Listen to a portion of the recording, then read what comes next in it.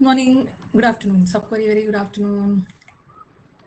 Good afternoon, Rishabh, Sabha, Hitman. सबको very good afternoon.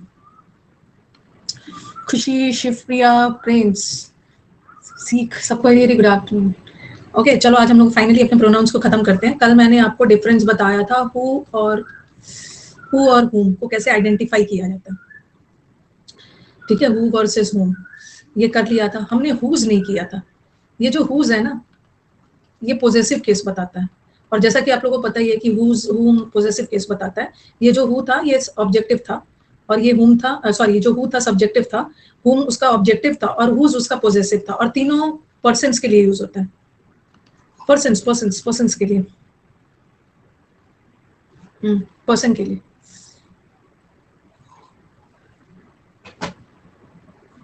Special class में cloze test आप कराई, तुम पीटूंगी ना. कराई सच में मैम, सेम एमटीएस में आ रहा है. हाँ तो मैंने बोला था वो वाला क्वेश्चन डालने के लिए.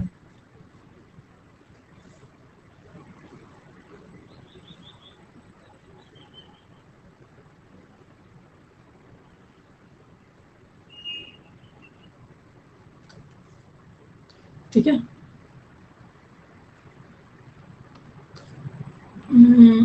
चलिए कोई कुछ भी बात नहीं करेगा, ध्यान से सुनेगा. हुज का के लिए होता है. हुज बुक, किसकी किताब. हुज बैग, किसकी बैग. हुज का ये बैग किसको बिलोंग करता है. पोजेशन बताता है, पोजेशन. और हुज ना लिविंग पर्सन्स के लिए यूज होता है, नॉन लिविंग थिंग्स के लिए यूज नहीं होता है. ये वाला मैंने यहाँ पे छोड़ा था. मैं बोला था कि बाद में बताऊंगी इसको. हाँ, ये देखो ये एग्जाम का ही आया हुआ सेंटेंस है. चलो लिख के ही बताती हूँ. हुज पोजेसिव केस है, का के की पोजेशन बताता है. This is the road,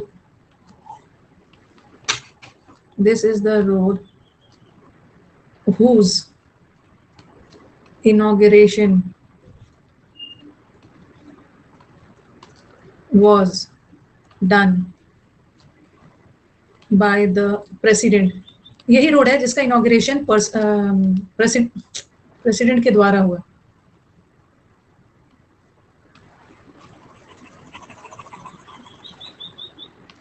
okay, done by the president. अब मेरे को बताओ कि एरर कहाँ पे है. एरर कहाँ पे है. अच्छा, ये हुज किसके लिए लगा है. ये हुज किसके लिए लगा है.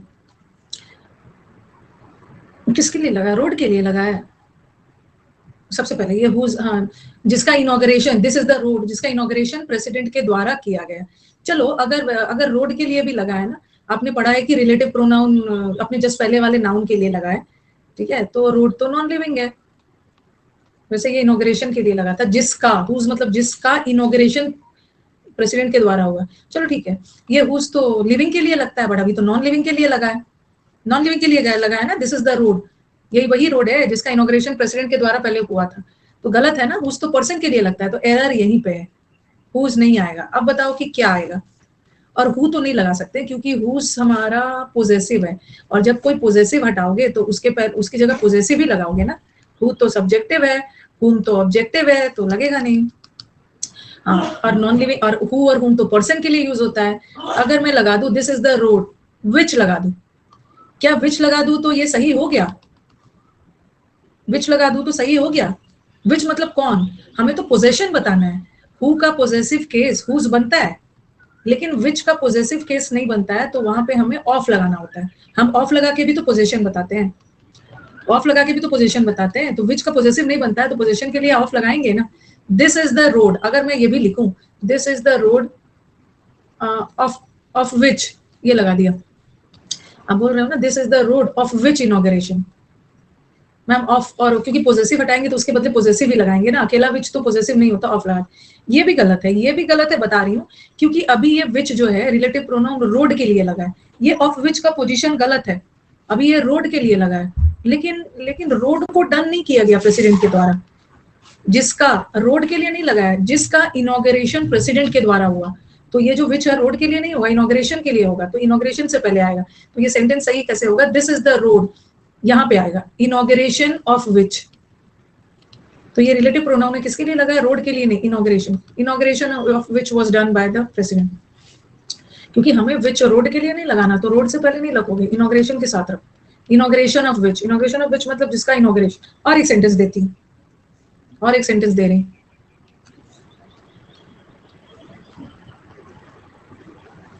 और भी एग्जांपल दे रही हूँ। गंगा, द लगाओ, the Ganga is the river whose origin has always been a matter of speculation। Ganga एक ऐसी नदी है ना जिसके ओरिजिन को लेकर हमेशा सोच विचार किया जाए, मतलब अनुमान लगाया जाता है कि गंगा यहाँ से निकली है, गंगा वहां से निकली है, जिसका ओरिजिन हमेशा बातचीत का मुद्दा बना रहा है। तो सबसे पहले तो ये गलत है। उस रब कर दिया। The Ganga is the river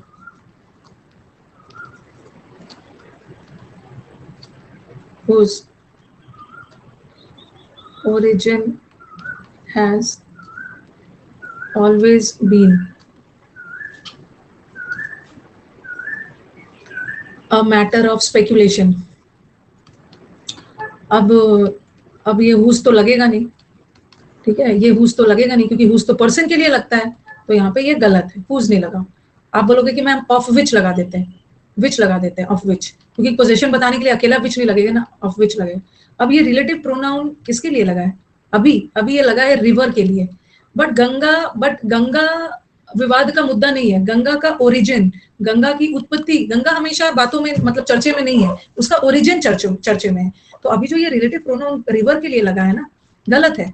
जिसका ओरिजिन हमेशा बातचीत का विषय रहा है, तो ओरिजिन के लिए लगेगा। तो हमें जो रिलेटिव प्रोनाउन है ना, ओरिजिन के लिए लगाना है, ओरिजिन ऑफ विच। अब ये विच ओरिजिन के लिए, यहाँ भी नहीं लगता, यहाँ ऑफ के बिना कैसे सही हो जाएगा?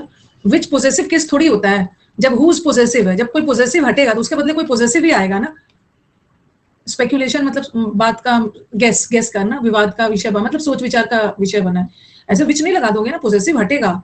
जिसका ओरिजिन हमेशा बातचीत का मुद्दा बना हुआ है। कोई कहता है गंगा शंकर जी के जटा से है, कोई ये वो 10 चीज है, तो हमें तो पोजेसिव लगाना ही होगा। और हम विच का तो पोजेसिव बनता ही नहीं है, तो ऑफ लगा देंगे, ऑफ। ठीक है, अब आ जाओ विच और दैट पे चलते हैं। अभी तो बस हुज बताया। कल हमने पढ़ा था ना, विच और दैट पर्सन्स के लिए यूज होता है और चीज दोनों के लिए। विच और दैट पर्सन्स के लिए भी होता है, विच और दैट चीजों के लिए भी होता है। पर्सन्स के लिए कब करते हैं? कल किया था जब हम चूज करते हैं, सिलेक्शन करते हैं। आई डोंट नो कौन से सर्वेंट ने ग्लास को तोड़ा, 2 या 2 से ज्यादा, हु ऑफ द नी, विच।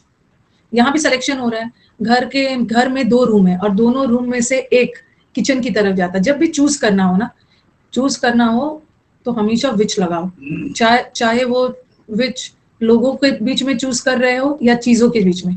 लोग में से 2 को एक चूज कर रहे हो, चीजों में जो विच लगाना। It is difficult to decide कौन सा स्टूडेंट्स ने अच्छा परफॉर्म किया, तो आपको लगेगा स्टूडेंट्स तो पर्सन है, लगा देते हैं विच।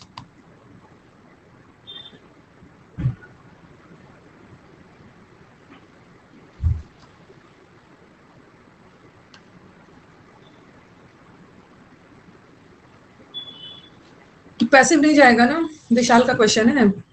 The teacher asked the students whether they could tell the name of the man. इसको पैसिव नहीं ले जाना है विशाल। हैड के बाद बीन लग के थर्ड फॉर्म आया, इन्वेंटेड, तो वो सेंटेंस पैसिव है ना, पैसिव नहीं ले जाएंगे ना। आप मुझे वो नाम, व्यक्ति का नाम बता सकते हो, हु, जिसने, हु सब्जेक्ट है ना, जिसने स्टीम इंजन बनाया, तो हु हैड इन्वेंटेड, बीन हटा दो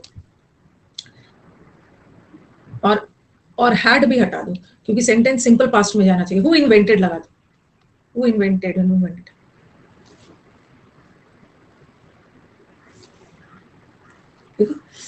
चलो अब आगे बढ़ते हैं विच और दैट में।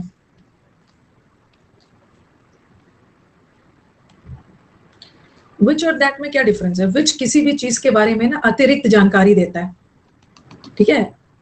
अगर मैंने लिखा आई हैव अ पेन, वो अतिरिक्त जानकारी ना भी देना, फिर भी सेंटेंस का सेंस बनेगा। आई हैव अ पेन, इसमें कोई गड़बड़ी नहीं है, मेरे पास एक पेन है। ये सेंटेंस अपने आप में फुल है, मतलब मीनिंगफुल सेंस दे रहा है। लेकिन मैं इसमें एक एडिशनल जानकारी दे रही हूँ, मेरे को बताना है कौन सा कलर का है, तो मैं इसमें लगा सकती हूँ ना, I have a pen which is red in colour. मैं red in colour, which is red in colour लगा के एडिशनल जानकारी दे रही हूँ पेन के बारे में, एडिशनल बात बोल रही हूँ जो कि रेड कलर का है।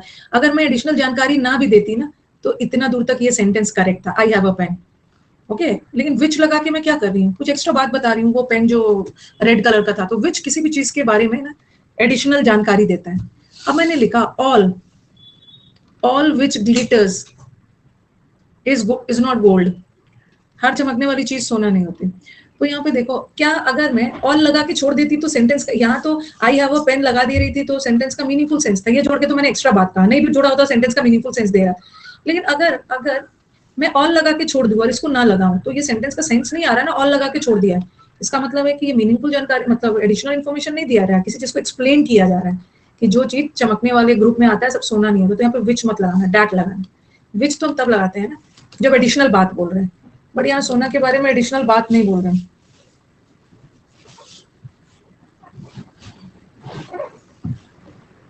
ठीक है, ऑल विच ग्लिटर्स नहीं होगा, ऑल दैट ग्लिटर्स।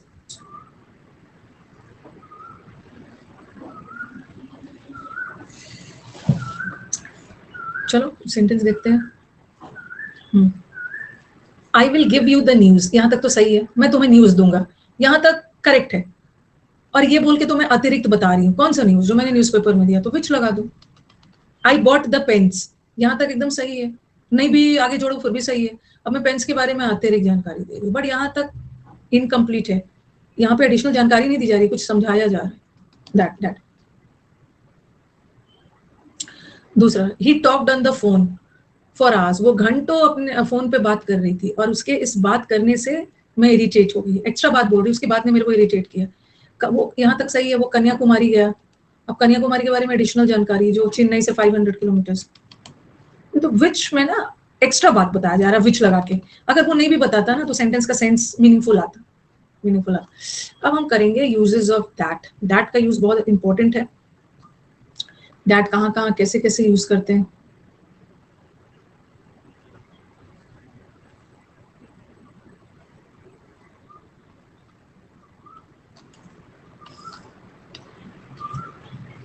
सबसे पहले जब भी सेंटेंस में सुपरलेटिव डिग्री आ गया, वैसे मैंने अभी आपको एडजेक्टिव नहीं पढ़ाया है, नेक्स्ट चैप्टर एडजेक्टिव ही रहेगा। एडजेक्टिव, हाँ, जब भी सेंटेंस में सुपरलेटिव डिग्री आ गया ना, सुपरलेटिव डिग्री का मतलब क्या है? सुपरलेटिव डिग्री का मतलब होता है ना जब कंपैरिजन दो से ज्यादा के बीच में हो रहा है, मोर देन टू, जब दो से ज्यादा के बीच में, जैसे ही is the best boy, he is the wisest person, this is the worst advice, worst मतलब बहुतों में खराब, क्लेवरेस्ट या मोस्ट ब्यूटीफुल, ये सब सुपरलेटिव डिग्री है। और जब भी सेंटेंस में सुपरलेटिव डिग्री आ गया, चाहे वो सुपरलेटिव डिग्री पर्सन्स के साथ लगा हो या किसी चीज के लिए बताना है, this is the best book या this he is the best student, persons के साथ लगा हो या थिंग्स के साथ लगा हो, वहां पे आंख बंद करके दैट।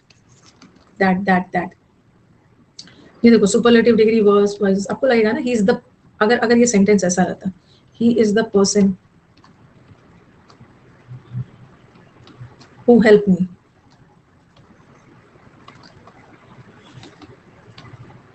और फिर मैंने लिखा he is the wisest person who या that I have ever met, आज तक का सबसे वाइज पर्सन। तो आपको लगेगा अरे यहाँ तो ठीक है is the person, यहाँ हु सही है। आप बोलोगे कि यहाँ भी तो हु है पर्सन के लिए, तो आपको हु लगा, पर्सन के लिए हु लगाना चाहिए ना, बट सुपरलेटिव आ गया। सुपरलेटिव डिग्री या तो पर्सन के साथ आया या चीजों के साथ, दैट लगा, दैट। या this is the best book, this is the best book which, book के लिए तो हु लगेगा नहीं, मैं विच और दैट लगा रही, दैट आई हैव रेड। तो आप बोलोगे कि मैम विच भी तो लगा सकते हैं, दैट चीजों के लिए, लेकिन यहाँ पे सुपरलेटिव आ गया ना। सुपरलेटिव चाहे चीजों के लिए हो या पर्सन के लिए, सब के साथ दैट। सुपरलेटिव जहां भी आ गया ना दैट, क्योंकि दैट से हम स्पेसिफिक करते हैं, ठीक है, विच से स्पेसिफिक नहीं होता है। विच में विच ऑफ द पर्सन्स, जैसे मैंने लिखा which of the persons, which person, मैं बोलूंगी विच पर्सन क्लियर नहीं है, कौन सा पर्सन, कोई भी हो सकता है, बट दैट पर्सन में क्लियर है। दैट पर्सन में मतलब निश्चित है, किसी एक की बात हो रही है, तो यहाँ पे ना निश्चित पर्सन है, आज तक का समझदार आदमी, आज तक का बेस्ट बुक, विच मत लगाना, दैट लगाना, दैट। देखो पर्सन हो या थिंग हो, पर्सन हो, बेस्ट आ गया, वाइजेस्ट आ गया, क्योंकि सुपरलेटिव में बहुतों में से किसी एक खास बेस्ट आदमी की बात हो रही है, खास की बात हो रही है तो दैट लगा, चाहे लोग हो या चीज हो।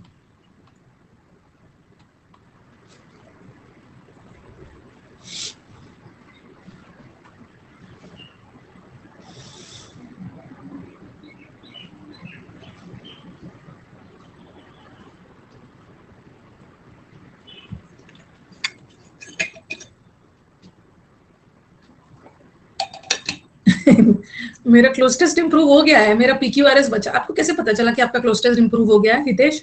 मतलब कैसे लगा कि आपका क्लोज टेस्ट इंप्रूव हो गया है? नंबर अच्छा आ रहा होगा। अच्छे मार्क्स आ रहे हैं, अब ये भी इंप्रूव हो जाएगा, PQRS भी हो जाएगा, टेंशन नहीं लेने का है। ठीक है, PQRS कल वाले बैच में ना लगातार आना, कल संडे सैटरडे को 11 बजे, संडे 12:30 बजे आते रहिए, इसमें भी आते रहिए, 9:30 बजे के बैच में भी आते रहिए। नेक्स्ट मंथ में एक प्रैक्टिस बैच और शुरू होगा, आते रहिए, आपका इंप्रूव हो जाएगा। एक का तो सेंटेंस इंप्रूवमेंट, जिसका सेंटेंस इंप्रूवमेंट नहीं हो रहा है ना, उसको बहुत पीटने का मन है। प्लेट में 4 ऑप्शन सजा के दिया है, कहीं पे गए हो, 4 प्लेट में 4 डिश दिया है, टेस्टी वाला आपको डिश दिया है, आंसर चारों दिया हुआ है, आपको टेस्टी वाला चुनना है ना। यूट्यूब पे नहीं, अनअकैडमी के स्पेशल क्लास पे, कल से अनअकैडमी के स्पेशल क्लास, 1 घंटे की, 1 घंटे स्पेशल क्लास, 1 घंटे की, इन अनअकैडमी नहीं है, on Unacademy, on a platform.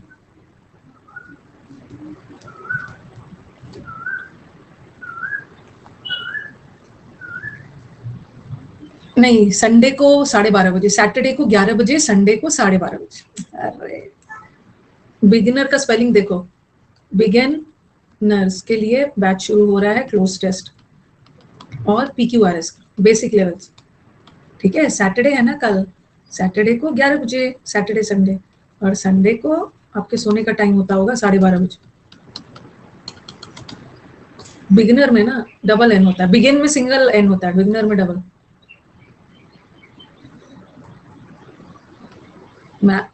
All teachers are living Unacademy, who will teach? Pavan sir का रिकॉर्डेड बैच है ना, एंड न्यू टीचर्स भी अभी एंट्री लेंगे, new teachers will make their entry, तब तक रिकॉर्डेड करिए, हो जाएगा काम, रिकॉर्डेड करिए, हो सकता है ना न्यू टीचर से पढ़ने की जरूरत ही ना पड़े, हो जाए।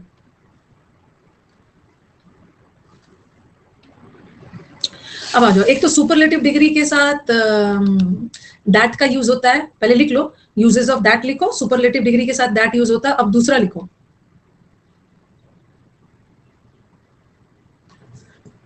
अभी अभिनय सर ने नहीं छोड़ा है, आप ही लोग ना बोलते हो कि छोड़ दिया है, कभी बोलते हो नहीं छोड़ा है सर ने। जब सेंटेंस में कोई पर्सन आ, अभी हम यूजेस ऑफ दैट कर रहे हैं, ठीक है, यूजेस ऑफ दैट में एक तो सुपरलेटिव डिग्री के साथ दैट आता है, और दूसरा यूज, अगर सेंटेंस में कोई पर्सन आ गया, उसके साथ कोई थिंग आ गया, या पर्सन के साथ कोई एनिमल का जिक्र, ठीक है, तो वहां भी दैट का यूज हो।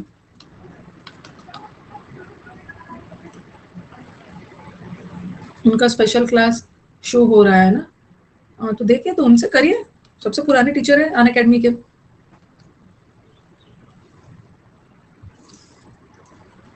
ठीक है, तो पर्सन का, और ये लिखो, फिर एग्जांपल देती हूँ।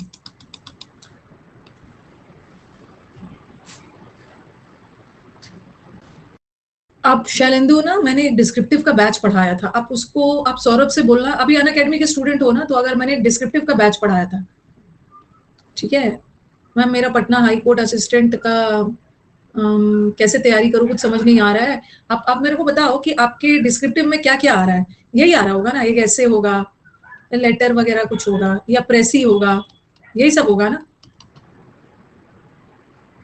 यही सब आ रहा है ना। हाँ, तो आप मेरा एक डिस्क्रिप्टिव का बैच है, जो पिछले साल मैंने मेंस के पहले पढ़ाया था, अब तो SSC में डिस्क्रिप्टिव हट गया है, एक डिस्क्रिप्टिव का बैच पढ़ाया था।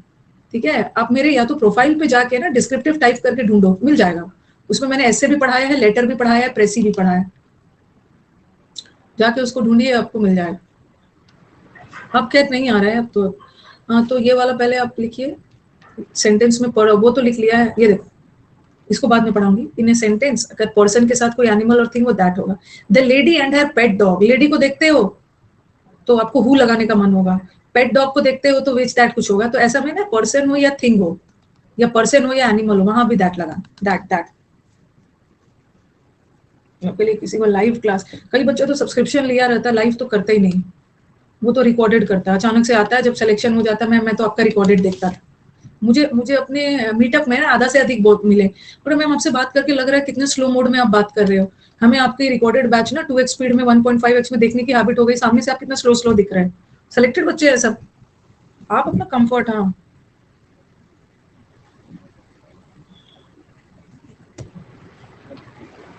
रिकॉर्डेड देखते होगे ना, तो अभी बहुत स्लो लग रही होंगी मैं। दूसरा ये हो गया। तीसरा, दैट का यूज कहाँ कहाँ होता है, जब भी सेंटेंस में, ये सब आपको थोड़ा सा ना याद करना होगा, जब भी सेंटेंस में ऑल आ गया, एनी आ गया, अलोन आ गया, एनीथिंग आ गया, नन आ गया, नथिंग आ गया, सेम, इसमें सेम वर्ड बहुत आता है, ओनली भी आता है, ठीक है, और एनी भी आता है, अलोन भी आता है, ये सब बहुत आता है।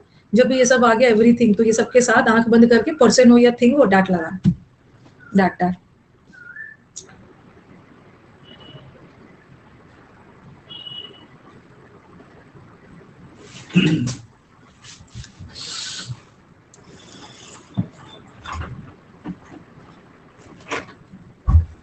सच, सच मतलब ऐसा, सच स्टूडेंट्स, ऐसे स्टूडेंट्स।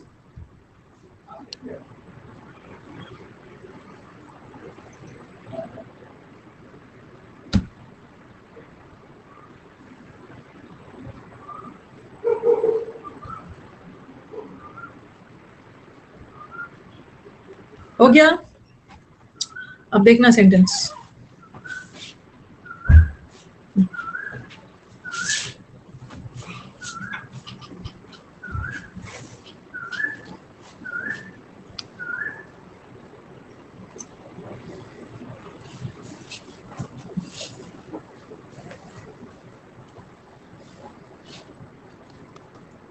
एनी पर्सन जो उसकी मदद करे वो बेवकूफ है। देखो द पर्सन है और यहाँ पे एनी पर्सन है, द पर्सन के साथ तो हु लगेगा, लेकिन जब भी वाक्य में एनी, ऑल, अनोन, एनीथिंग आ गया, उसके साथ दैट।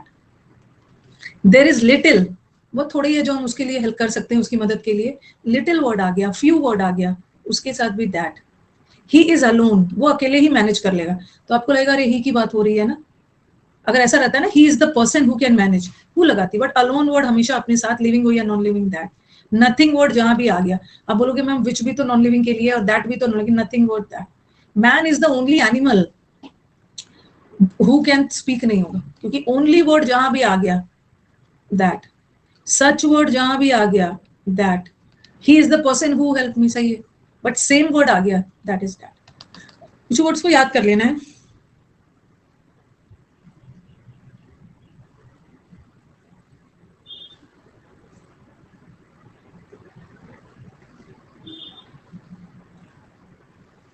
अब थोड़ा ही सा बच गया प्रोनाउंस। यूजेस ऑफ दैट में पहले सुपरलेटिव डिग्री के साथ, फिर कुछ वर्ड्स याद कर लो, ऑल, अलोन, एनीथिंग, नथिंग, सच, सेम, ओनली, फ्यू, लिटिल, ये भी दैट लेता है, और एक पर्सन या थिंग हो या पर्सन और एनिमल हो, उसके साथ भी दैट।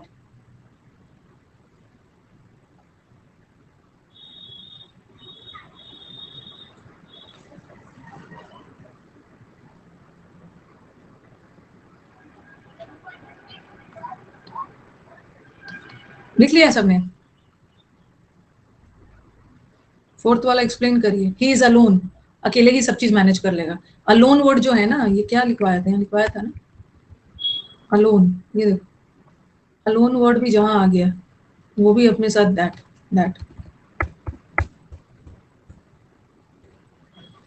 यहाँ पे ना, चलो ये तो आपको बता ही दिया, ये वाला तो आपको बता ही दिया था, बस इंटर ये आएगा नहीं, ये आएगा नहीं, बट मुझे थोड़ा सा बता देना है, बता देना है। हु और होम वाला ये सेंटेंस देखिए, हाँ मैंने लिखा, मैंने देखो, एक होता है रिलेटिव प्रोनाउन, बस थोड़ा सा पहचानना, और एक होता है कभी कभी कुछ रिलेटिव प्रोनाउन ना इंटरोगेटिव प्रोनाउन भी होते हैं, यहाँ से वैसे कुछ एरर आने वाला नहीं। इंटरोगेटिव मतलब कोई प्रश्न पूछ रहा है। अब मैंने लिखा ही is the person who wrote the book, ये वही व्यक्ति है जिसने किताब लिखी थी, किताब पास्ट में लिखा था, बाद में अभी उस पर्सन की कर रही, और फिर मैंने लिखा हु रोट द बुक। दोनों में डिफरेंस दिख रहा है, हु रोट द बुक और किसने किताब को लिखी, हु। तो यहाँ का जो हु है ना, ये रिलेटिव नहीं है, यहाँ का हु से क्वेश्चन पूछा जा रहा है, ठीक है, ये इंटरोगेटिव है, इंटरोगेटिव प्रोनाउन है। और यहाँ का हु तो रिलेटिव है पर्सन के लिए। इसके देखो, इसके पहले कोई नहीं आ रहा है ना, नाउन प्रोनाउन नहीं आ रहा है, सिर्फ क्वेश्चन पूछा जा रहा है, इसके पहले नाउन प्रोनाउन आ रहा है, so this is relative, relative pronoun, ठीक है। मैंने लिखा whom have you invited?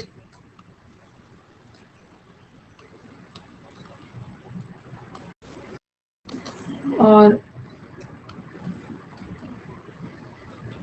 he is the person whom I helped. तो यहाँ का whom पर्सन के लिए है, यहाँ का whom रिलेटिव है, और यहाँ का whom क्या है, इंटरोगेटिव है। तो सेंटेंस देख के आपको पता चल जाए सेंटेंस। फिर मैंने लिखा दिस इज द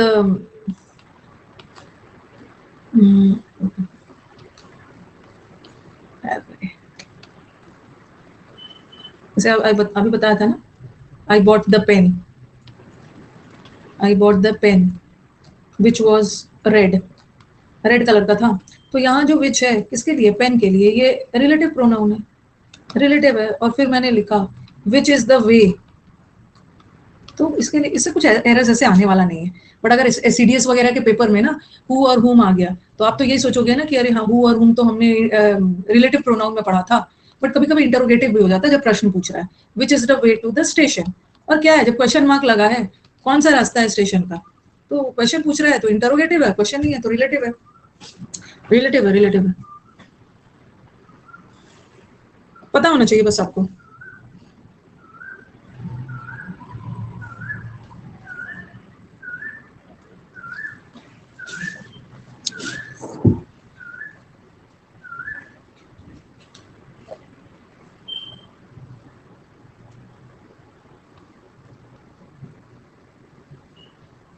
फर्स्ट का meaning, whom have you invited, आपने किसको इनवाइट किया है, ये वही व्यक्ति है जिससे मैं मिला, जिसने मेरी हेल्प की।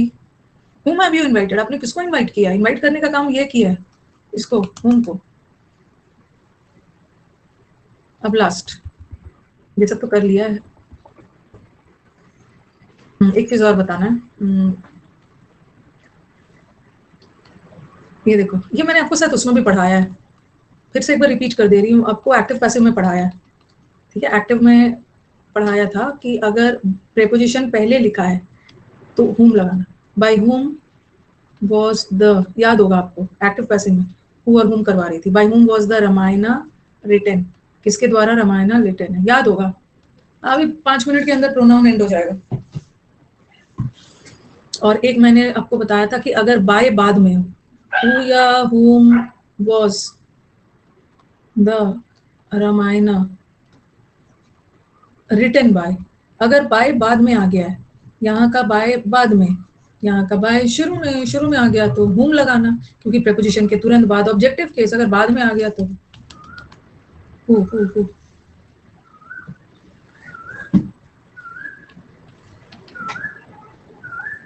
कोयल बोल रही है।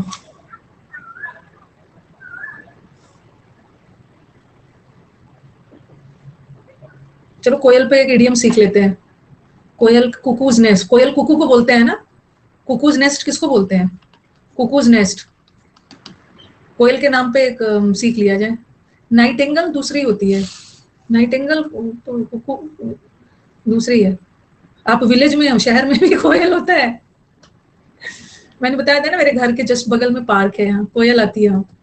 आप विलेज में रहते हो। हाँ, very good, very good. Cuckoo, ये जो कोयल है ना, अपने अंडे, घोंसला दूसरे के नेस्ट में जाके बनाता है। तो कुकूज नेस्ट का मतलब होता है ना इंट्रूडर, इंट्रूडर का मतलब होता है ना, मतलब जबरदस्ती दूसरे के नेस्ट में जाके घुस बैठ करना, जिसको अनवेलकम गेस्ट बोलते हैं। अनवेलकम गेस्ट, ऐसा ऐसा गेस्ट ना जो इंट्रूडर की तरह जबरदस्ती आ गया है, दूसरे के नेस्ट पे जाके बनाना। बिन बुलाया मेहमान, जिसको कोई, हाँ, जैसे कोयल भी ना बिन बुलाए दूसरे पक्षियों में जाके घोंसला बनाता है। कोयल के नाम, ये कुकुज नेस्ट आता है एग्जाम, कोयल के नाम पे मुहावरे याद कर लेते हैं। शहर में भी मिल जाते हैं कोयल, ऐसा नहीं है। गांव में मैं तो सोच रही हूँ कभी गांव जाऊँ ना, तो गांव के बीच से पीछे स्केयर क्रो वाला बनाऊँ ना, कि मैं अपना खेत से किसी दिन क्लास लूँ, एकदम स्केयर क्रो पीछे रहे, खेत रहे, और वो सब बना बना के क्लास लूँ। नेट वगैरह अच्छा आ जाना चाहिए।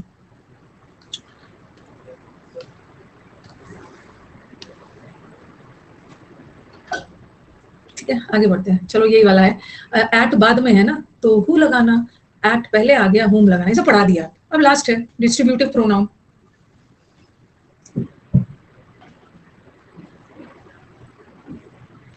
बहुत दिनों से, हाँ मैं आऊंगी, मैं ना एक एक बच्चे के स्टूडेंट के घर आऊंगी, एड्रेस पूछ पूछ के आऊंगी, बहुत दिनों से आई नहीं हूँ मैं। एक एक बच्चे के घर आऊंगी, एड्रेस पूछ पूछ के, पूरे 10-15 दिन लैपटॉप लेके घूमते रहूंगी। स्टूडेंट जहाँ से पढ़ते हैं ना बैठ के, जिसके घर जाऊंगी वहीं से क्लास ले लूंगी। वैसे आपका एग्जाम भी मतलब डिस्टर्ब भी नहीं होगा, वहीं वहीं से बैठ के, आपका तो नेट आता ही होगा, वहीं से क्लास होगा।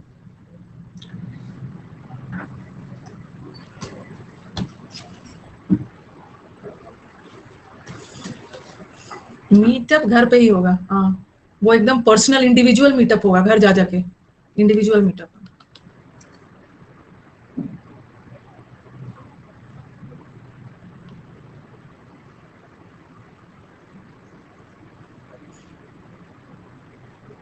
यस, चलो अब आगे बढ़ते हैं। Distributive pronounce. अपने अपने अपने डॉटर्स को ना रख दूंगी अपनी मदर के घर, अपनी मदर के घर उन लोगों को अपनी नानी के पास रख दूंगी, और फिर मैं और सर घूम घूम के देखती हूँ, घूम घूम के सबके घर क्लास खाते पीते हुए घूम घूम के करते रहेंगे। सर को भी खिला पिला देना मेरे साथ साथ, कॉम्प्लीमेंट्री दे देना मेरे को। हाँ, मेरे को पराठा पूड़ी खिलाओगे, सर को रोटी दे खिला देना, रोटी खिला देना। डिस्ट्रीब्यूटिव प्रोनाउंस भी होता है, डिस्ट्रीब्यूटिव एडजेक्टिव्स भी होता है। लिट्टी चोखा खिलाएंगे हम। मेरे वाली लिट्टी में अच्छे से घी लगा देना, सर वाले में उतनी जरूरत नहीं, मत लगाना, सूखा दे देना। डिस्ट्रीब्यूटिव एडजेक्टिव भी होता है और डिस्ट्रीब्यूटिव प्रोनाउंस भी होता है। वेडिंग का खाना खाने को जाएगा कौन? किसको आजकल वेडिंग का खाना पसंद आ रहा है? घर का खाना के आगे कोई वेडिंग का खाना थोड़ी खाता है। डिस्ट्रीब्यूटिव प्रोनाउन भी होता है और डिस्ट्रीब्यूटिव एडजेक्टिव भी होता है। ठीक है, तो ये जो ईच होता है ना, ईच आपको याद होगा, ईदर, मैंने सब्जेक्ट वर्ब में थोड़ा सा बताया था आपको, नीदर, ठीक है, ईच, नीदर, नन, ये सब डिस्ट्रीब्यूटिव एडजेक्टिव भी होता है, प्रोनाउन भी होता है। पहले इसको समझ लेना। ये देखो मैंने लिखा each, each student did the work,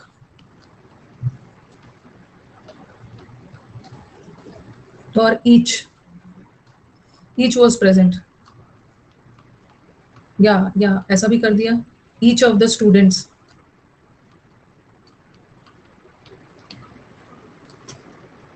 was present।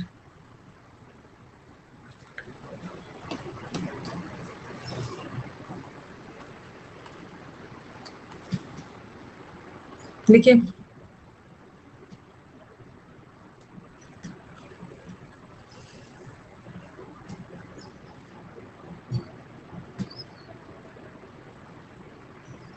Done.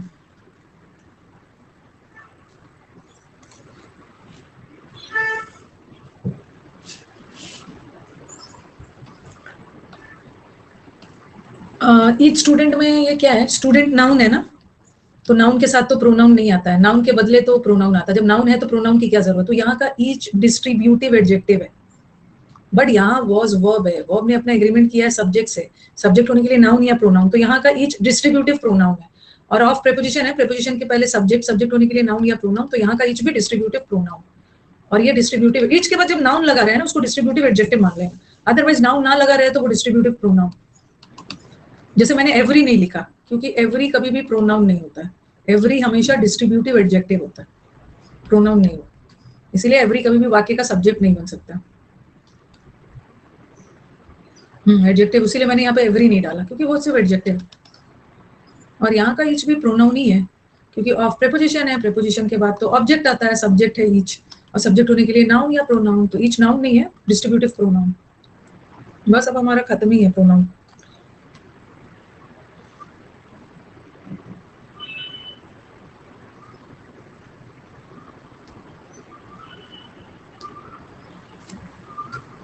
तो यही था यहाँ पे।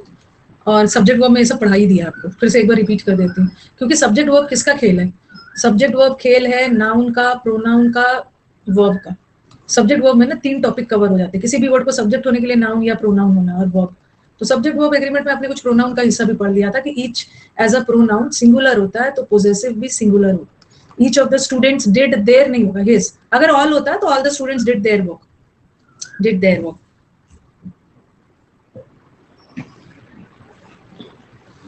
हम लोग एक टॉपिक पीछे चल रहे हैं, अभी हमें एडजेक्टिव खत्म करना है, फिर हम लोग एडवर्ब करेंगे। तो एडवर्ब आ गया।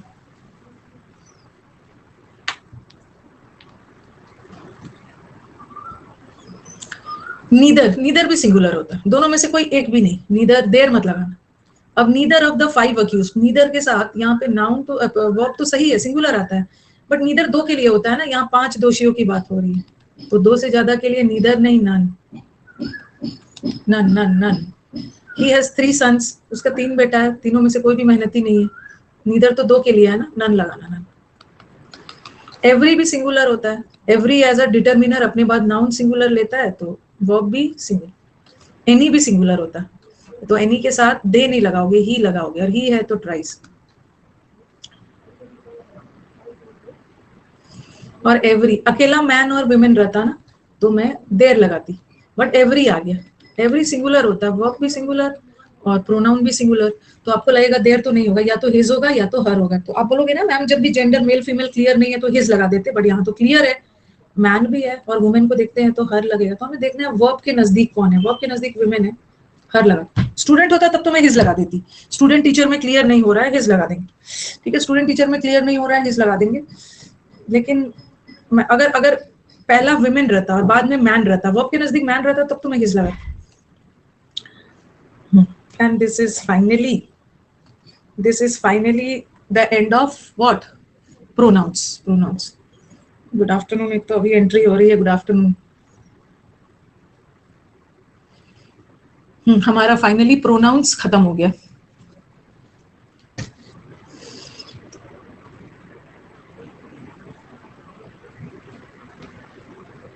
ये मैंने सब्जेक्ट वर्ब में पढ़ाया था, सब्जेक्ट वर्ब में पढ़ा दिया था। अगर प्रोनाउन सिंगुलर है तो उसका पोजेसिव भी सिंगुलर, प्लूरल है तो प्लूरल हो गया। ओके, ये भी हो गया, ये भी हो गया, ये भी। हाँ, थोड़ा सा और दिख रहा है, ये भी देख लो। एवरीबडी शुड, एवरीबडी सिंगुलर होता है ना, तो everybody should do their work नहीं होगा, सिंगुलर होता है, यस। बट ऑल तो प्लूरल होता है, their. Nobody was ready, nobody भी सिंगुलर है ना, तो पोजेसिव भी सिंगुलर, पोजेसिव भी singular. The students as well as, जब भी एज वेल एज से जुड़ा है, पहला वाला को देखते हैं, स्टूडेंट्स है तो देर लगा दो, देर देर। Can you call me ma'am? Just use the raise your hand option. Can you call? I'll call you.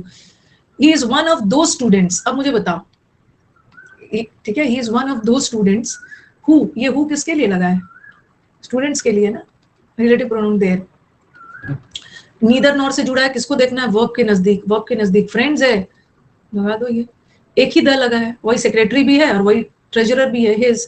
But यहाँ सेक्रेटरी के पहले अलग, ट्रेजरर के पहले अलग, अलग अलग व्यक्ति। ही इज ओनली वन, ये सब्जेक्ट वर्ब में पढ़ा दिया, ओनली वन, एकमात्र वही एक स्टूडेंट है ना जो टाइम पे काम करता है। और one of the student, student तो बहुत सारे, बात तो हो रही है मन की। अच्छा, you already raised your hand. चलो भाई, इससे बात करके फिर मैं आगे बढ़ती हूँ। एडजेक्टिव का मैं थोड़ा बेसिक बेसिक बता दूंगी। अब नाम तो हाई रखा है, हाई ने देखो अभी इसको कॉल किया और लिख के आ रहा हाई मिस द इनवाइट। 5 बार आपको इनवाइट करूँ मैं, फिर एक बार लास्ट इनवाइट कर रही हूँ, मिस करूंगी दोबारा नहीं करूंगी। एक्सेप्ट कर लिया। Good afternoon ma'am. Good afternoon ma'am. Yes yes, good afternoon. Ma'am, I'm from Mumbai and actually I'm preparing for this SSC exams and like last 3 months I'm preparing for this, and actually I'm just like nervous about my preparations because my English was not as much that good for the like for the SSC exams and all, and because I have trust on you, so basically I purchased your subscription, ma'am, Okay. and I have to like, ma'am, there are various topics of mine which I have not completed it. So I just have doubt like how much time it will take because there are lots of exams which is coming. Okay. First of all, I put certain questions before you. Okay, and I'm expecting honest answers. How did you get the inspiration that you have to prepare for SSC? Basically, ma'am, because my one of my uncle, na, he's in like he's a judge in Surat High Court, and basically his sons are like IAS and IPS officers. So I am get inspired from them. Like they are in the higher post, so at least I could try for the government exams. So that's the inspiration for me. And what are you doing at present? Ma'am, actually, I'm doing my preparation as well, and actually, I'm working in an office in Mumbai. It is an account office, so I'm working over here. So you belong to Mumbai itself, or belong Uh, to some other state? no, no, ma'am. I belong to UP, but we shifted over here last 21 years. I'm 22 years old, and 21 years that we are shifted over here. Okay. Okay. So first of all, I want to know whether you will be appearing for this year's CGL, which is scheduled in the month of July. Yes, ma'am. I filled the form for this. Acha, you have already filled the form. And Yes. from when have you started taking my batches? Ma'am, last your batches I started from last week, but on YouTube I just followed you from last 3 months. So You have been following me on YouTube for the last 3 weeks. No? 3 months. 1 month. 3 months, sorry. For the last 3 months, you have been. Okay, so finally, taking into consideration the time constraint that we are having for the upcoming CGL, which is scheduled in July. Okay, taking into consideration the time constraint, and just no doubt this will be your first attempt. Yes, ma'am. Because I already filled the form for the MTS examination as well, and for like which is the scheduled exams are there of SSC. So I'm just going for all of the exams. And you have time as well, na? Yes, ma'am. Since you are 22 years old, na? Yes, ma'am. So you have couple of months. You have 3, 4, 6 years for getting qualified, but you don't have to wait for these 5, 6 years. Ma'am, Qualified. there is one problem, ma'am, in my family because my parents are not very well, like they are not very like for the government exams and all, and they want like they are working in the private sector, so they want me to be in the private sector and have a like do MBA or something and go for the private sectors and all. But I don't want to go for the private sectors. That's why. So you are aspiring for a government job. Okay, so what you have to prove them wrong. Okay, your the foremost goal that you have to keep in your mind that don't choose your goals and all. Okay, since I have to prepare for a government job, so I will be focusing solely on the government job. Okay, what it happens now? Generally, the students they come and they appear for this government jobs and all. Na? In between, if they are not able to qualify 1 or 2 exams, na, so they automatically shift to this private job. You know? Because you have a decision now. So at any cost, I have to get a government job. Okay, irrespective of all the obstacles and all, I have to get a government job. Since the exams, we have only 1 and we have 2 months left for your exams. Okay, 2 months left for your exams, and you have maths. And what about this maths and GS? Basically, ma'am, my maths, like I'm good in maths, so that there is no problem in it, and reasoning as well. There is no like chance to be like low in reasoning. Reasoning is also good of mine. And the third one, the GS section in this, like I have 60 to 70% I have covered, plus 30-40% I have to cover in this. Okay. Okay, so you are struggling in English. See, what it happens, irrespective of the fact whether you are able to speak English or not, or even if you are able to speak fluently, what happens is even in competitive exams, this speaking will not work. Exactly, ma'am. Exactly. Will not done. If you have done your school from CBSE and all also, na, so the English that you must have studied over there. And One thing I have to, sorry for interrupt, but actually I completed my studying from Hindi medium school only. So from first to 10th. Okay. So very good. It's very good of you. So let's forget about all those things. Okay, and let's forget about all those things. Let's focus on how to crack the exam. Since pre is qualifying. Yes, ma'am. Okay, it's a qualifying exam. Okay, the marks of you will not get added to mains and all. Na? So in such a short span of time, na, what you have to do? You have to do some smart study.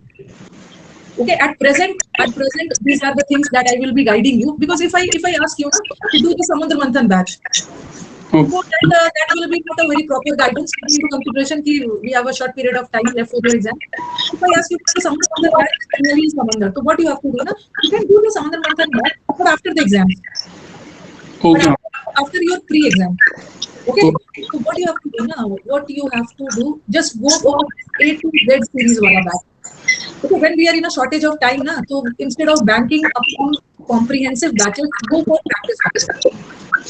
This Okay, ma'am. practice batch will help you to a great extent. If you are lucky enough, na, so you will get some easy vocabs that we have already done in this practice batches. At present, don't go for Samudra Manthan. You can opt this after the completion of your pre-exams. Okay. And for grammar, have you completed the topics of grammar? No, ma'am. The English section I have to cover because I totally not covered about the English section. That's why. So if I ask you, na, to do the foundation course of English that I have already taught, I've taught in the last 2 days. I won't guide you to the, I won't guide you to the foundation. This will also help. So what you have to go for 6 Okay. this in 2 to 3 days. There are many interested students who were impacted at the last moment before the exams. They opted for 60 important rules of grammar. Because here I have discussed all the important rules from which errors are asked. Okay, just complete it in 2 to 3 days. Fine, ma'am. Okay. Okay, you can do it from YouTube. If you want to buy the ebook, you can get it from UC Live app also. I think you must be aware of the 16 important rules of grammar. Yes, ma'am. I covered about 50% of this video for your YouTube channel, and remaining 50 I have to do. So what you have to do? Grammar mein, you have to do this A to Z series, vocab mein, and 16 important rules of that is for grammar. But irrespective of the fact, even if you complete the 16 important rules of grammar, it's not a guarantee that you will be able to spot the errors. Because after doing this 60 important, you need immense practice. Yes, ma'am. Okay. And the level of grammar they are asking now, whether it's pre or mid, it's damn easy. It's damn easy. You will be able to do. Not to panic about grammar. Okay, and now the decisive factor is this close test. This close test is 2 hours. For this, you don't have to do anything. Come to this 9:30 wala batch. Okay, ma'am. Okay, come to this 9:30 batch. That is Monday, Wednesday, and Friday. I take classes of close test. Because classes they don't ask in pre, na? Classes they ask in weeks. Yes, ma'am. Okay, so you have to be, you have to take this bullet speed train wala speed, and then you have to cover all this. Because if you get engrossed in the 60 rules, na, so that is useless. Just go through the 60 important rules.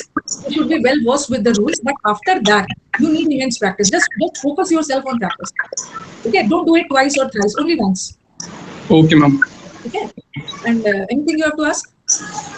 No, ma'am. Just that things I have to ask because of my parents that I am being not able to convey them to be wait for 1 year for me for government exams. I am preparing for this because I do not even told them like I am preparing for this exams. I just when they ask you what are you doing, actually you are working, you are a working professional as well. Na? Yes, ma'am. They must be thinking that you are doing your job and all. So you want to give them a surprise once you qualify. Fine, ma'am. Okay. Okay, chalo. I hope that will be a sweet surprise for your parents and all. Yes, ma'am. If I will clear it, then definitely it will be. Okay, chalo. Thank you, ma'am. क्या parent देखो होता है कई जगह पे private job चाह रहे हैं पेरेंट्स, कई जगह पे बच्चा गवर्नमेंट जॉब चाह रहा है, कहीं पे बच्चा को गवर्नमेंट चाहिए, मतलब अलग अलग होता है। भाई हमारे घर वालों को भी कोई समझाओ कि इन्हें गवर्नमेंट जॉब ही बेस्ट लगती है। सबका अपना अपना, पेरेंट्स को भी खुश रखना है, पेरेंट्स को भी खुश रखना है, पेरेंट्स को भी खुश रखना है। एक देखा कल मैंने गपशप में एक स्टूडेंट था, बोला कि मैम मैं गेमिंग करता था। फादर ने बोला कि यही सबसे तुम्हारा करियर बनेगा, यही गेमिंग करोगे, गवर्नमेंट जॉब निकाल के दिखाओ। बच्चा ने उसको इंस्पिरेशन ले लिया, गेमिंग छोड़ के गवर्नमेंट जॉब निकाल के दिखा दिया। अब गवर्नमेंट जॉब भी करेगा, गेमिंग भी करेगा, दोनों करेगा। सबका अपना अपना लाइफ का अलग अलग इंटरेस्ट होते हैं, तो होता है, ठीक है। लेकिन एक बार जब आप चीज को हासिल कर लेते हो ना, पेरेंट्स भी आपके साइड हो जाते हैं, ठीक है, पेरेंट्स भी आपके साइड हो जाते हैं, सपोर्ट करने लगते हैं, गलत मान लेते हैं कि नहीं यही सही बोला, सही था। हर समय पेरेंट्स सही थोड़ी होते हैं, बच्चा तो ज्यादातर गलत ही होता है, बट पेरेंट्स भी कभी कभार गलत हो जाते हैं।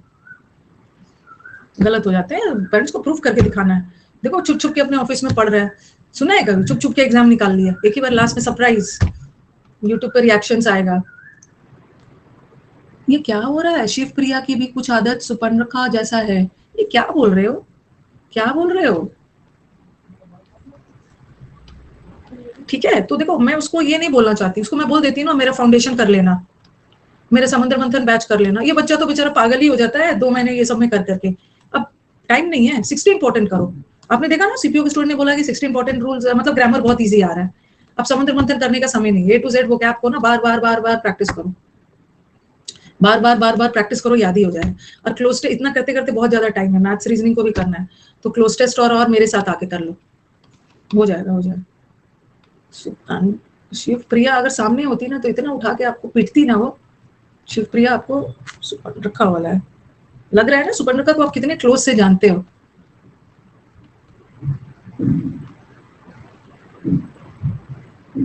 देखो बच्चा बोल रहा है, बच्चा बोल रहा है, देखो यही मैं बोलती हूँ ना, तो मैं बोलूंगी अरे मैम आप तो अपनी तारीफ कर रहे हैं।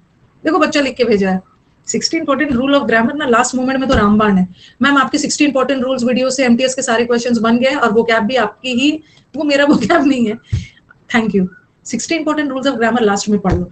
मैं भी अगर स्टूडेंट रहती ना, किसको मन करता है ये ना बोलना, शुरू शुरू में ना बड़ा जोश होता है, पहला चैप्टर में सब्जेक्ट वर्ब पूरे जोश में, कंजंक्शन पूरे जोश में, वर्ब थोड़ा टेंस आने लगता है ना, ओह टेंस, वॉइस नरेशन आते आते ना थोड़ा जोश कम हो जाता है, लगता है कितना ज्यादा है, जोश कम होने लगता है। ठीक है, लेकिन फिर भी आपको पढ़ना तो है ही।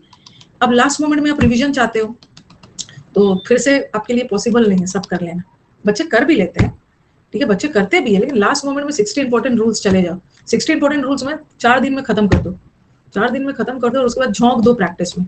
कई बार तो पूरा फाउंडेशन करने के बाद भी नहीं बनता है। 60 इंपॉर्टेंट वाला बच्चा बना लेगा और पूरा फाउंडेशन के बाद वाला बच्चा का नहीं बनेगा। अल्टीमेटली सबको यही आना है, इसको भी इसको भी। जितना ये 60 को प्रैक्टिस चाहिए उतना इसको भी चाहिए। मत सोचना कि मैंने डिटेल में पढ़ा है तो मेरी प्रैक्टिस कम होगी।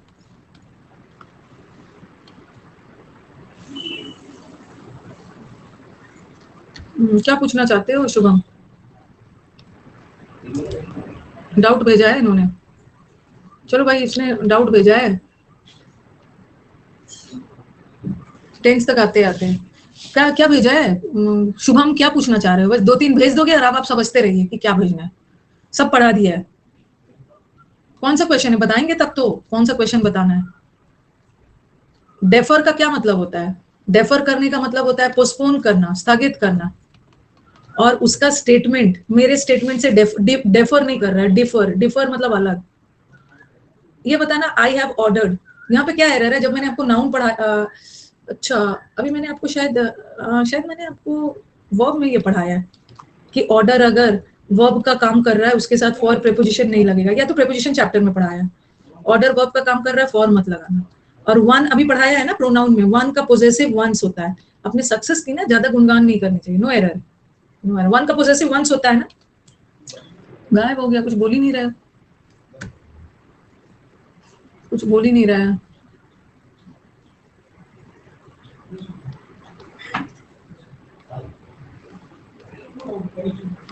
डेफर, डेफर अलग है। डेफर का मतलब होता है पोस्टपोन करना, डेफर कर दिया, पोस्टपोन कर दिया। डिफर मतलब अलग। सो गया है, देखो भेज दिया, मैम देखते रहेगी, तब तक मैं आ रहा हूँ इंस्टा पे चैट वैट करके आ रहा। सोया नहीं है, चैट किसी का आ गया होगा, फोन, फोन भी तो आप लोगों को बहुत आता है। एक मेरे को कोई करता ही नहीं है फोन, कोई करता नहीं है फोन। हाँ सर को भी मैसेज करना होता है ना, व्हाट्सएप में मैसेज करना होता है तो कितना नीचे जाना पड़ता है। रिसेंट में सर भी नहीं दिखते, ऐसे ऐसे जा जाके दिया कि लास्ट मैसेज कब किया था, लास्ट मैसेज कब किया था, तब कॉल कर करके नीचे आती हूँ, तब जाके पता नहीं आप लोगों को कौन इतना मैसेज कर रहा है, आप उठाते नहीं होंगे। तो मेरे पास 2 नंबर है ना, कोई रिलेटिव्स वगैरह भी उतना कॉल नहीं करते हैं, कोई करता ही नहीं है। सर को भी ढूंढना पड़ता है, last call, last seen, WhatsApp में भी लास्ट सीन कब है। एक तो व्हाट्सएप में हमेशा, व्हाट्सएप के ऊपर में हमेशा सेम 2 ही चीज सामने दिखता है, एक तो विकास दिखेगा और दूसरा यूसी लाइव का, यूसी लाइव फैमिली है जिसमें विकास, सौरभ, और यही दो रहता है। हाँ और अरे ये तो बोलना ही भूल गई, एक तो अन अकेडमी रहेगा, ये 2 रहेगा, या तो ये अन अकेडमी, अन अकेडमी तानिया रहेगी, अन अकेडमी सोनाली रहेगी, या अन अकेडमी का एसएससी टीम रहेगा। बस यही 2 है, यही 2 आगे पीछे। कंसेंट का मतलब है सहमति दें, बस यही है। मेरे पास भी किसी का कॉल मसाज नहीं आता है, कोई आपको मसाज नहीं भेजेगा, मैसेज भेजेगा ना। कौन मसाज भेजेगा? मैसेज मैसेज मैसेज मैसेज नहीं आता है।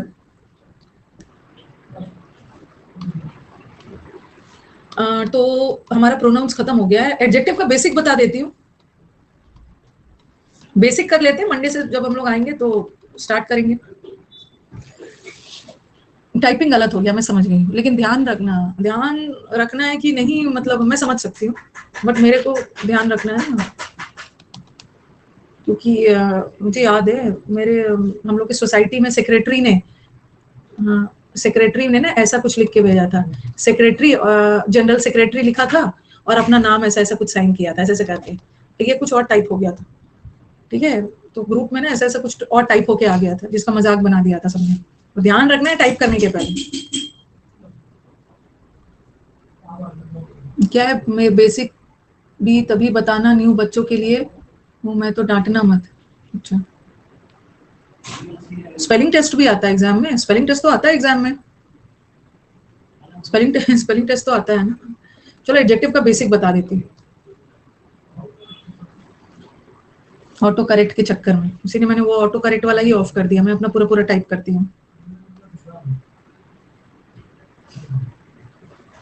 ऑटो करेक्ट ही हटा दिया। चलो अब हमारे पास एक, अब वो जाओ ना, जो यूट्यूब पे A to Z है ना, A to Z वाला इंग्लिश का बैच है, उसमें एक बैच स्पेलिंग एरर का भी है, स्पेलिंग एरर का भी है, यूट्यूब से देख लेना उसको।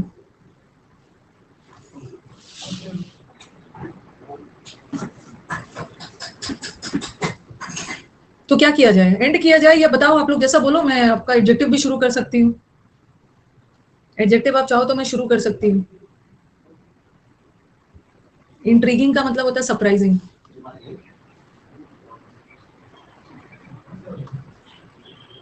जो यहाँ से पढ़ लिया है उसको 60 इंपॉर्टेंट रूल्स नहीं करना है, यहाँ से पूरा डिटेल में पढ़ लिया। अच्छा मैम, फिर से मंडे को भी वही बताना पड़ जाएगा, तो ठीक है, चलो मंडे से ही स्टार्ट किया जाए। ठीक है, तो मंडे से ही स्टार्ट किया जाए।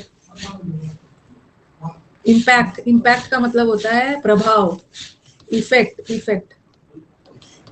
मंडे से ही करेंगे एडजेक्टिव स्टार्ट। देख रही हूँ बात, मेरा क्या है, मैं तो अपना पढ़ा दूंगी, मैं तो अपना पढ़ा दूंगी।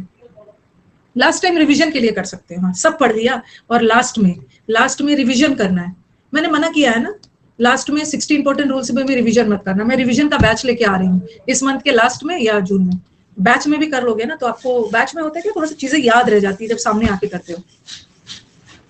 तो उसीलिए अपने से मत करना, वहां पे ना मैं ज्यादा ज्यादा सेंटेंसेस करवाऊंगी, तब को याद हो जाए, रूल्स याद हो, अपने से मत करना। किसी को कुछ पूछना है तो पूछ सकते हैं, ताकि आने वाले 10-15 दिन तक ना फिर कोई कुछ डाउट ना पूछे। किसी को कुछ पूछना है तो पूछ सकते हैं, आज ही पूछ के खत्म करो। आने वाले 15 दिन में कोई, मैंने बोला है ना, जब मुझे सिलेबस खत्म करना रहता है, जब टॉपिक चल रहा होता है, तब तो मैं इधर उधर की बातें, मतलब क्या कैसे करे नहीं करे, लेकिन कोई टॉपिक खत्म हो गया और हमारे पास टाइम बच गया, तब हम करें। हेस्टी का मतलब होता है हड़बड़ी, हरी हरी हेस्टी। पीटूंगी ना, एक्सटिंग्विशर क्या होता है जाके गूगल करो, फायर एक्सटिंग्विशर, आग बुझाने वाला। एक्सटिंग्विश करना इज पुट आउट करना। चलो फिर एंड करते हैं, एंड करते हैं। आप लोग के पास, सही बोला, पढ़ाती हो तभी आते हैं डिस्टर्ब करने, अब कोई नहीं पूछेगा। सही बोल रहे हो Priyanka, I agree with you, I will go by you, I agree कि अभी अभी नहीं पूछेगा, अभी सब शर्माने लगेंगे। जैसे पढ़ाना शुरू करूँ ना तो ये, I am new ma'am, please guide me, please guide me.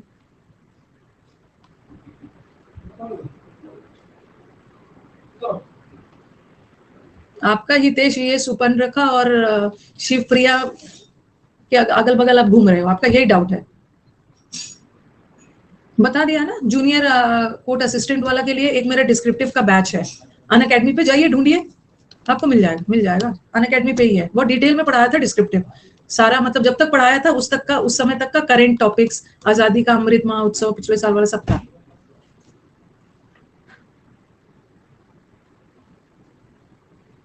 आज आप रेस्ट क्या करिए, आज कुछ, अब तो 4 बजे से क्लास है और आज सब घर पे है। मैम मुझे ट्रोल कर रही है, रोस्ट कर रही है, ट्रोल कर रही है। ठीक है, अब चलो फिर एंड किया जाए, आज तो सबकी छुट्टी है, घर पे है सब। चलो फिर एंड किया जाए, बाद में करते हैं। देखो इसका मैसेज देख लेती हूँ, हल्ला कर रहा है। तो तनिष का आया है, तनिष का ज्वेलरी पहन के आया।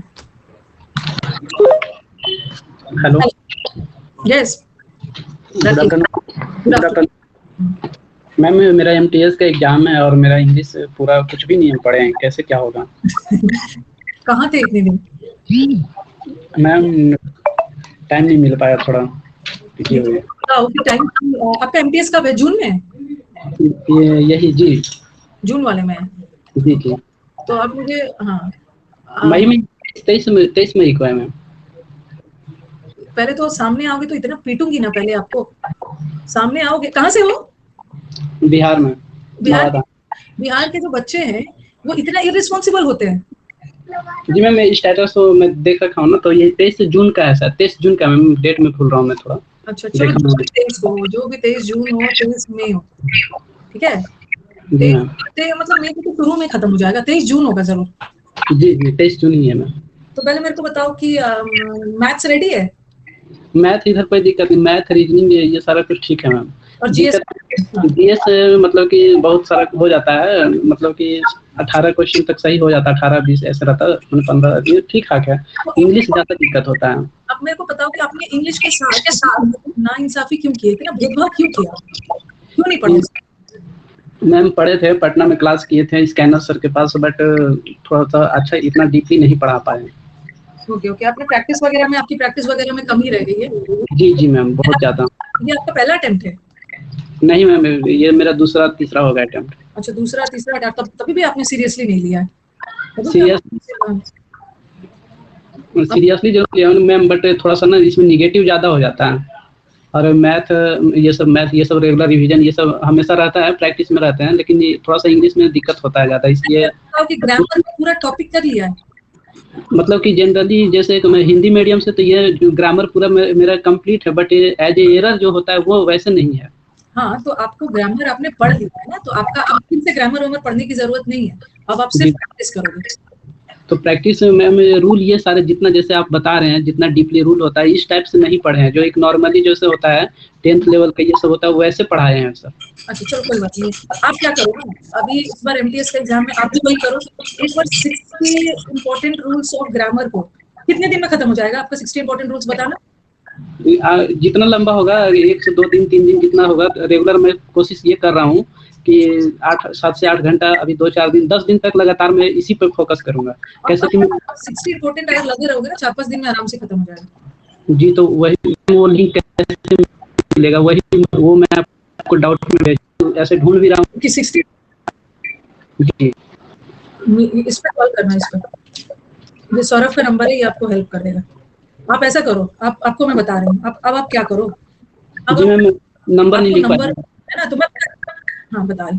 अब अपना ईडीएम्स को कॉन्सेप्ट से ज्यादा ना, एग्जाम पास आ गया है, आपके पास 1 मंथ टाइम है, आप वो टॉपिक्स को पढ़ो जिसमें रट्टा लगाने वाला ज्यादा है। आप ऐसा करो ना, ईडीएम्स रट लो, वो ई बुक में डाला है, 1 वर्ड में एकदम श्योर शॉट है, ये सब जगह पे जाओ, 1 वर्ड में जाओ, ये सब अभी आपको बहुत ज्यादा हेल्प करना पड़ेगा, हेल्प हो जाएगा। क्लोज टेस्ट में तो थोड़ा टाइम लगता है ना, बट ठीक है, हो सकता है एमटीएस में आपका इजी वाला आ गया, आप क्लोज टेस्ट के बैच में आइए, सुबह में आते जी जी, थोड़ा सा मेहनत ज्यादा करना पड़ेगा, क्लोज टेस्ट के बैच में लगातार 1.5 महीना आइए, MWF में चलता है ना क्लोज टेस्ट का। अच्छा आप वो भी छोड़ो, अपना सैटरडे को कल से बैच शुरू हो रहा है ना, स्पेशल क्लास वाला, जी जी, तो नियम से आना, सैटरडे 11 बजे और संडे 12:30 बजे, ठीक है। देखो कम टाइम में तो क्या करोगे, अपने आप को सरेंडर तो नहीं करना है ना, जैसे मैं इडियम्स रट सकता हूँ, 1 वर्ड रख सकता हूँ, और ग्रामर का मैं क्या करूंगा, क्योंकि ग्रामर का लेवल बहुत इजी आ रहा है, तो मैं डिटेल में ना पढ़ के ना 60 इंपॉर्टेंट रूल्स पढ़ के काम चला लूंगा, बेसिक आता है, ठीक है। कुछ तो करना होगा ना। जी मैम, वो तो मैम ये नंबर जो लिखा रहे थे वो मैं नोट नहीं कर पाया टोटल। 9958358324 जी। करना तो वो तो मैं भी जान रहा हूँ। मेरा जब भी नंबर आ रहे हैं, इस बार भी है तो 90 के 90 प्लस ही नंबर। एसएससी सीजीएल में भी, रीजनिंग में मेरा 25 में 24 सही रहता है। मैथ में मेरा ये सारा कुछ अगर रहता है तो 20 प्लस रहता है। जो ठीक है, लेकिन दिक्कत एमटीएस का आप जानते हो ना, एमटीएस का आपका स्कोर बनेगा ही इंग्लिश और जीएस पे। जी इंग्लिश और जीएस पे ना आपका स्कोर बनने वाला है एमटीएस का, ठीक जी है। तो जी फिर तो इंग्लिश पे तो वर्क करना ही है, इसमें तो जी तो चलो आपको क्वालिफाइंग है वो निकल जाएगा, लेकिन अल्टीमेटली इस पे तो मेहनत करना ही होगा। जी मैम, इस पे मैं फोकस पूरा, इसको जितना होगा हर हाल में मुझे इंग्लिश स्ट्रॉन्ग करना, चाहे जैसे भी हो। और एक बात मुझे बताओ कि अभी आपके पास एज है ना एग्जाम्स का? जी मैम, ये चीज़ तो थोड़ा सा विशेष ही हो चुका है, ज़्यादा नहीं। मेरे 95 मेरा डेट ऑफ बर्थ है। अभी आपकी एज क्या है? 26 प्लस हो गया मैम। अच्छा 26। आपके पास अभी मुझे लग रहा है 1-2 साल तो और है ना? जी मैम। हाँ, तो कोई टेंशन की बात नहीं है, कोई थोड़ा tension. Ultimately all is well that ends well. जी लास्ट मैम। में सब ठीक हो जाए, ठीक है, लास्ट में सब ठीक हो जाए तो लग जाइए, हो जाएगा। अभी जो आपके पास रिसोर्सेज है, जितना टाइम है उसके अकॉर्डिंग तैयारी करिए, उसके बाद फिर डिटेल में अच्छे से हो, हिम्मत नहीं जी हारना, ठीक है। जी मैम, थोड़ा सा अगर हेल्प होगा ना मैम तो हो जाएगा, कोई दिक्कत नहीं होगा हर तरह से। मैं समझ गई हूँ, आप रेडी हो अपना, थोड़ा सा मैं हूँ, जब आपको कोई दिक्कत हो आप अभी चूंकि एमटीएस में कम टाइम है, जो जो स्ट्रेटेजी बताया उतना करिए और जी मैम। बाद में और बुक करेंगे आप, ठीक है। ओके मैम, ये नंबर पे मैं बात करना पड़ेगा या मैसेज करूंगा मैम? कॉल कर लेना, कॉल करना, अर्जेंट लिख देना, पहले तो मैसेज करना, लिख जी देना अर्जेंट अर्जेंट अर्जेंट, मैम ने बोला है। जी। अर्जेंट मत लिखना, मैम ने बोला है, ऐसा लिखना, ओके। ठीक है। चलो। और उसके बाद वो फिर वन आइटम फिर जो है वो थोड़ा, वो कितना वीडियो होगा मैम, कितना टाइम का होगा? नहीं नहीं, वो अब आप वीडियो नहीं देखोगे, अब वो ई बुक से रट्टा लगाना शुरू कर दो। अच्छा, वो तो हाँ, अगर वो रहेगा तो नोट्स डायरेक्ट वो फिर। रट्टा लगाओ, वीडियो देखोगे तो बहुत टाइम लग जाएगा। जी जी, थैंक यू मैम। इतना लेट में सबकी आत्मा जागती है ना। पीडीएफ है उसमें, चलो एंड किया जाए। बहुत दुख दर्द है भाई लाइफ में, लाइफ में बहुत ज्यादा दुख दर्द है। आप लोग की आत्मा ना बड़ा लेट से जाग रही है, इसको समझ लिया है ना। एकेडमिक एग्जाम 1.5 महीना पहले ना छाप के 5 क्वेश्चन 4 क्वेश्चन 5 क्वेश्चन छाप के आ जाना, एकेडमिक एग्जाम। चलिए अब एंड किया जाए, हो गया।